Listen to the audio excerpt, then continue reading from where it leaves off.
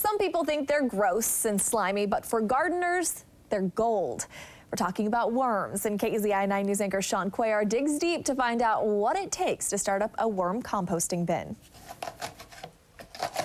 Barbara Duminal is a master gardener, and in her home, nothing goes to waste. Well, we've got just basic vegetable scraps, coffee and coffee filters. After eating, these scraps serve two functions: standard composting and feeding the worms. The technical term here? Vermicomposting, which verma is worm. You might think that this type of composting would be complicated. That's not the case.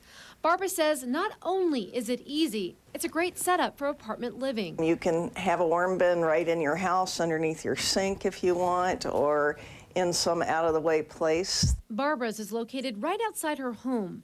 It's a relatively small system of 3 bins. The top layer is where you put the food. This worm bin probably has about 2,000 worms. That's about 2 pounds of worms, and worms will eat half of their body weight a day in foods. Barbara feeds her worms about once a week. The rest of her scraps go to composting.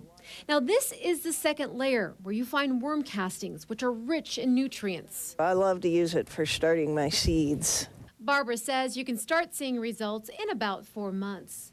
A bin like this runs about $60. You also need to purchase worms to get it going. But once you start feeding them, they do the work. And it's your garden that can then benefit from the cycle of life. As you've just learned, Barbara Duminal is an expert on worms, and she's going to be teaching a class through the OSU Extension this Saturday. For more information, go to KEZI.com, click on News Links. In Eugene, Sean Cuellar, KEZI 9 News.